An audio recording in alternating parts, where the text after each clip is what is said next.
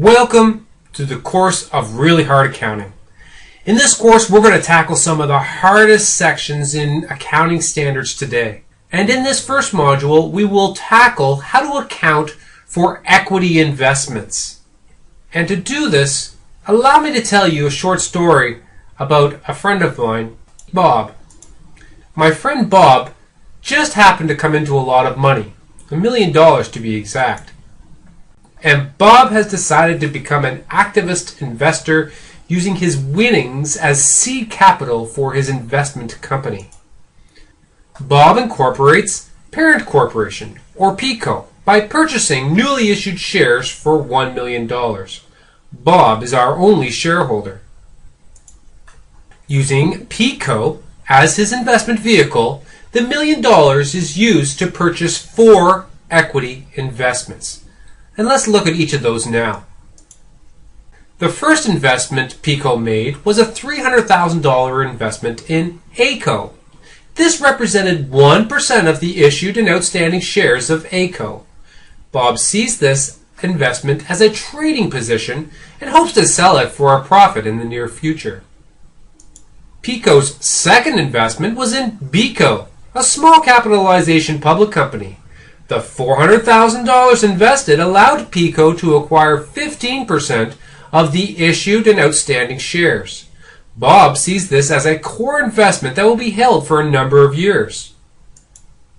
PICO's third investment was SECO, a private company in startup. PICO invested $100,000 and was granted a 25% ownership stake in the company. Once again, Bob thinks that this will be a longer-term investment. Given the size of his ownership stake in the company, Bob expects that he will be actively participating in influencing the strategic operating, investing, and financing direction of the company. At the date of acquisition, the net asset value of SECO was $360,000. The difference between the price PICO paid for its shares and the underlying net asset value has been attributed to fixed assets with a 5-year life. Finally, PICO invested $200,000 in DECO, another private corporation. This investment gave PICO 10% of the issued and outstanding shares. Now, Bob thinks this investment is likely to be a long-term investment as well. And so went the first year of operations. The year-end results came in, which Bob studied very carefully. Bob summarized the results of each of the investments onto the table presented here, and each of the investments showed positive returns, both in terms of the income generated by the company as well as the dividends PICO received. ACO and BICO also appreciated in value, which Bob was able to track from publicly available trading prices of the shares. Because SECO and DECO are privately owned, it is unknown whether PICO's investment appreciated or depreciated in value during the year. Bob used a crude measure to calculate his return on investment. By multiplying PICO's proportionate entitlement to each company's net income and comparing that to PICO's investment base, Bob estimates that PICO's portfolio of investments earned 10% during the year. Feeling pretty good about that result, Bob wrapped up his analysis and gave it to his accountant to confirm his calculations and to prepare financial statements. His accountant looked at each of the investments in turn using the information provided by Bob. Now, ACO was designated as a fair value through profit and loss investment, given Bob's intention to trade. The readily available fair value information and the relatively inconsequential level of PICO's ownership stake in ACO. This classification, as its name suggests, records any changes in the fair value of the investment as income. In addition, dividends are also reported as income. Thus, for accounting purposes, PICO report the income before taxes of $30 related to this investment, $15 from the appreciation in the value of the investment, and $15 related to the dividends received. BICO was not purchased as a trading investment. Thus, his accountant chose to classify this investment as available for sale under IAS 39, and in the future under IFRS 9, it will be classified as a not held for trading investment if Bob wishes to so elect. Like the A-Co investment, the B-Co investment will be carried on the balance sheet at the fair value. As the investment is publicly traded, fair value information is readily available to determine the value of the investment. However, the amount of the appreciation or depreciation of the investment during the period of time does not factor into the calculation of regular net income. Instead, the amount is separately reported as other comprehensive income, or OCI. Now, OCI is an income statement-like statement that is either separately presented or shown at the bottom of the regular income statement. OCI items are used to capture holding gains and losses relating to investments, hedges, and foreign subsidiaries. As these are typically longer-term items in nature, the aggregation of these items separately in this account is intended to avoid creating any noise in the regular income statement until these items are ultimately realized. And realization often occurs upon the sale or the impairment of these instruments. Once again, dividend income is reported as regular investment income in the year incurred. Now, C-Co is a strategic investment where Bob, through his P-Co's investment, holds enough shares to significantly influence the strategic direction of the company. And in this situation, the equity method of accounting is appropriate.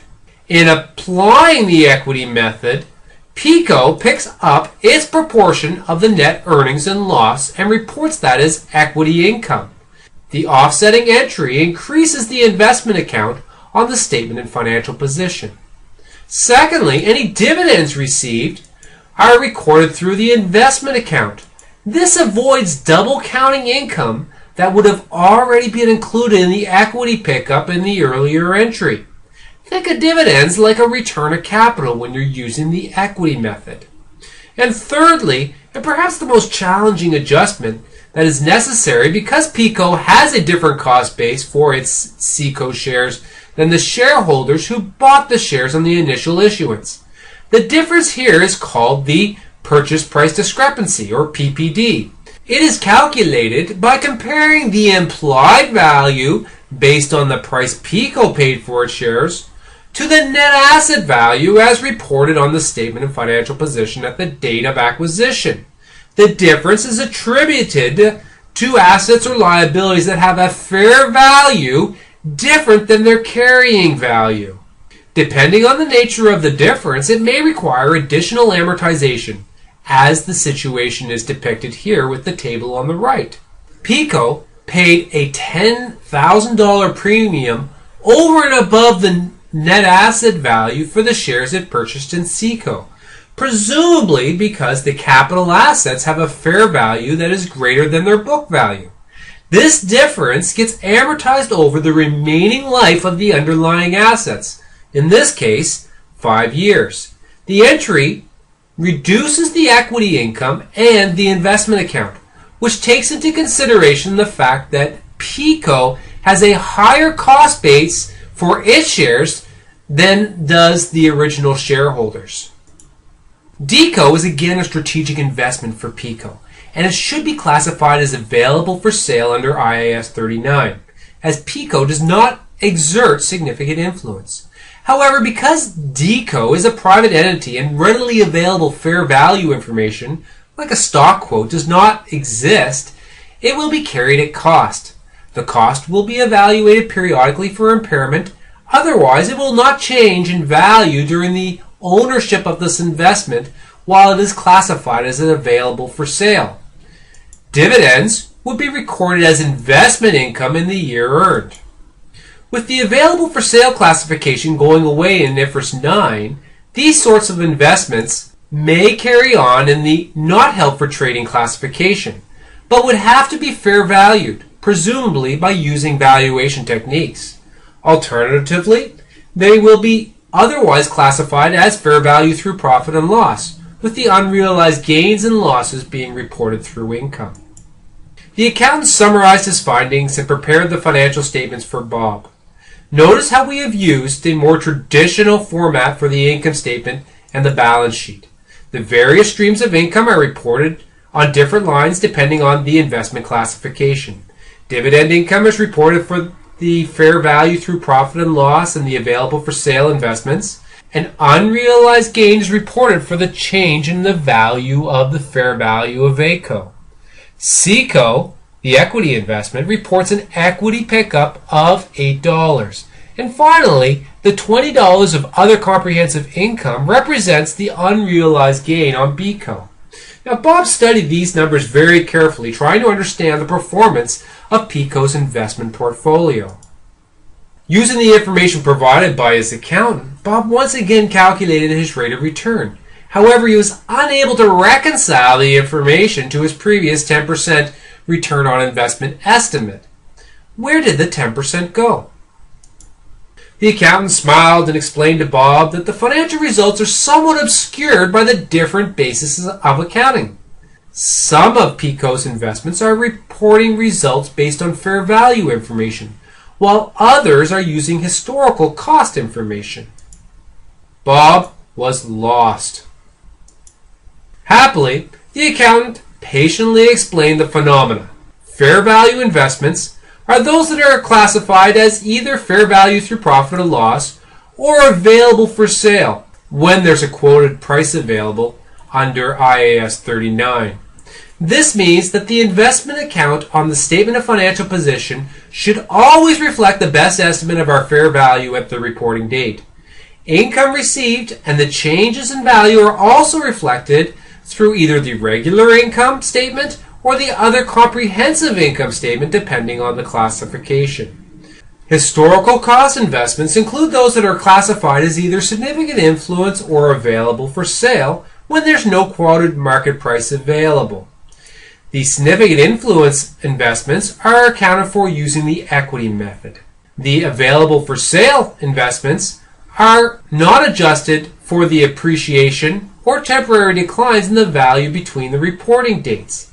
They are, however, marked down to the fair value if it's determined that an other than temporary impairment has occurred. Investment income is reported on the basis of the distributions received. Now, it's important to note that this is going to be changing somewhat under the new proposed IFRS 9 standard, where the available for sale classification will go away. For those investments that are in transition at the date of changeover, there will be this new not held for trading investment classification still available to continue to report unrealized gains and losses through OCI. However, note that even when the investment is sold, those gains will not get recycled through the traditional income statement, but would rather directly go to retained earnings. ACO and BCO are both fair value investments, and the existence of the quoted price enables a mark-to-market adjustment at the end of each reporting period. Alternatively, CECO and DCO are historical cost investments. So with the first year behind, Bob looked forward to the second year with great anticipation. But the markets were volatile, the economy was fragile, and equity investors were being punished everywhere. Bob was not immune to the downturn. Let's review the investment decisions made during the second year. Early in the year, PICO sold its interest in ACO for $300,000, which is the same as its original cost a year earlier. PICO used $200,000 of the ACO proceeds to increase its stake in BCO to 20% from the 15% it held previously. And at the time of this further investment, the net asset values of BCO was $3.7 million, with any difference attributable to the fixed assets with a 4-year remaining life. With this further investment, PICO was able to get Bob elected to the board of directors of BCO, enabling PICO to exert significant influence over the operating, investing, financing decisions of BCO. Now, CECO was negatively impacted, and severely so, during the downturn in the economy. Management has signaled to the shareholders that it will expect to write down many of its assets, causing a huge paper loss. In other words, a non-cash charge against regular earnings. DECO, too, had its share of issues. Early in the year, the company cut its dividend, followed by an announcement that it was having difficulties refinancing debt that was due to mature. Finally, the company announced that it was initiating a strategic review process. Arising from the review was a valuation of the company at the year end, indicating that the equity value of DECO was $1 million. And sadly, so went the second year of operations. The changes to the initial investments and proceeds received have been noted on the chart as follows. The year-end results came in, which again Bob studied very carefully. And once again, Bob prepared a table summarizing as best he could the performance of each investment in the portfolio. Once again, using PICO's percentage of income reported for each investment, Bob estimated that the return on investment was a negative 16% for the second year. He wasn't very happy. With his ego bruised, he sent the investment results to the accountant for an official tabulation. ACO, which had been previously classified as fair value through profit and loss, was sold during the year for $300,000. Even though the amount was the same as the initial investment in year one, the investment account was adjusted to fair value for the appreciation of the investment to $315,000. Thus, the difference between the carrying amount and the ultimate proceeds resulted in a $15,000 loss in year two. The accounting for BECO is complex because we must account for the change in the investment classification. Unfortunately, choosing an investment classification is not optional. Once significant influence is attained, the equity method of accounting for investments must be used. This is problematic because now we have shifted our investment accounting from fair value basis over to a historical cost basis. The first issue is how to value our existing 15% block as of the date of transition to the equity method accounting. The answer to that is to adjust our first block of shares to fair value and report any gains or losses. This would include the $20 we reported in other comprehensive income previously in year one. Thus, our opening balance for the investment account under the equity method is the fair value of our holdings in BECO. Our equity investment pickup entry works the same as previously discussed, where PICO records its proportional entitlement to the earnings in BECO, which in this case are $53. The same holds true for the dividends received. The $27 of dividends received reduces the investment account to avoid double counting earnings and to reflect a distribution of earnings to the investor. The purchase price discrepancy works similar to what we had previously discussed, but note that we start with the purchase cost of the 5% ownership interest we just purchased. A $200,000 investment cost for a 5% of the outstanding shares implies a fair value of BECO of $4 million, which is greater than the net asset value of $3.7 million. This implies that PICO is paid more than the book value for the net assets of BECO. This difference must be adjusted for on the books of PICO. The implied purchase price discrepancy is $300,000, of which PICO shares, based on its 20% ownership, would be $60,000. This difference will be amortized over the remaining economic life of the underlying assets or liabilities for which it is attributed. Because BECO paid more than the net asset value, its returns will be lower than those reported by BECO shareholders to account for the purchase price discrepancy. The equity to record the purchase price discrepancy is to reduce the equity income and reduce the investment account. By the end of the year, BECO was trading at below PICO's carry value. Now we're going to assume that there was no impairment necessary at this time, as the decline was a temporary decline. Otherwise, we would have to further write down our investment in BECO. At the end of year one, SECO had an investment account balance of $103,000. And in year 2, PICO's allocation of the net loss of CICO was $110,000. Now, PICO will pick up the equity loss to the extent that its investment account does not go negative. This is consistent with the equity investing model, which suggests that shareholders can only lose what they have invested. If PICO had made certain guarantees or financial commitments to continue to support CICO, then it would continue recording negative equity pickup above and beyond the amount in the investment account, but only in such circumstances. DECO would continue to be carried at cost throughout the investment holding period, unless indicators of an other than temporary impairment arouse. Each of the negative events noted during the year are indicators of a potential impairment, including the dividend cut, the inability to refinance maturing debt, and the initiation of a strategic review. The business valuation provides us with an estimate of the fair value at the reporting date. Our 10% stake in the $1 million equity value implies that our ownership interest is worth $100,000 at the reporting date. Thus, it's necessary to report an other than temporary impairment charge against income for the difference between our $200,000 carrying value at the beginning of the period and the $100,000 value at the reporting date. The accountant provides Bob with his annual financial statements. This time, Bob is shocked to see a positive return on investment in such a horrendous year. The company received fewer dividends, sold its ACO investment for less than it was worth last year, and saw its investments in DECO worth half of what it was last year. And what of BECO's decline? There's no sign of its value deterioration in the financial statements at all. This is truly odd indeed. At this point, Bob is befuddled. Bob suspects that this equity method of accounting is at the root of all complexity, and he asks his accountant why the equity method is necessary. Why can't he just track the fair values when that information is available, and when it's not, use the dividends recorded as a proxy?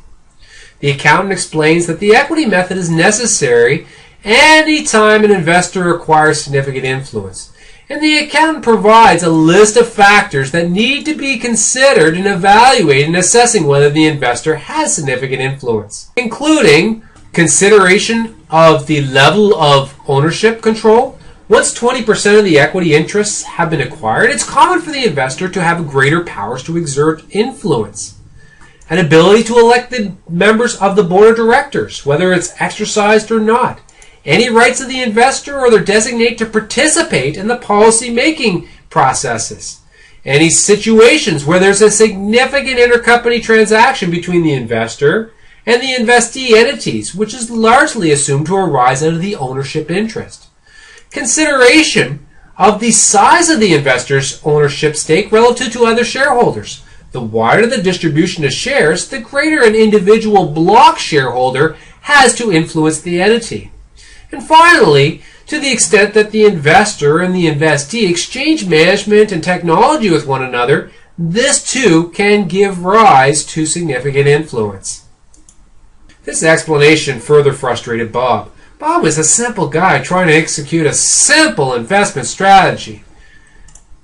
Bob's accountant suggests to him that there's alternative standards available for non-publicly accountable enterprises that may give him the results that he's looking for.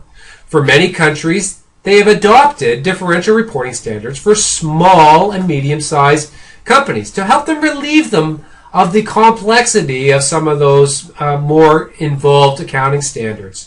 These little gap standards enable the entities to avoid fair value adjustments and equity accounting in certain circumstances. For the moment, Bob was pleased, but then as he thought about it more, he has big plans for PICO to grow this company. One plan he had in mind was to take PICO public to raise additional capital, which begged the obvious question, can he still do an IPO using these little gap standards? Unfortunately, the answer is most often you can't. Even if you get all the shareholders of the company to unanimously agree to use the differential reporting standards. Most often, security regulators also have regulations that require listed companies to use a prescribed basis of GAAP. As we close this module, Bob is already looking ahead. Accounting for equity investments is just the beginning, and deals primarily with minority ownership positions in other entities. At the other end of the spectrum, there are complete takeovers of target companies, and the accountant explains that this is called a business combination. And Bob has aspirations to not only participate at the board level, but to become active in management, as well as build a diversified public company. The accountant argues that PECO will begin consolidating the operating results of each of its subsidiaries and separately reporting segment information on each major business line. Bob also indicates a willingness to partner with others and using creative deal structures to pursue future strategic opportunities. The accountant explains that these sort of structures may result in joint ventures or special purpose entities. These structures are between the minority investments and the fully controlled investments, and they will often have their own accounting rules. We will look at many of these sorts of structures in the modules to come. I can tell you're excited. Until then, don't stop to get to the top. When you get to the top, don't stop.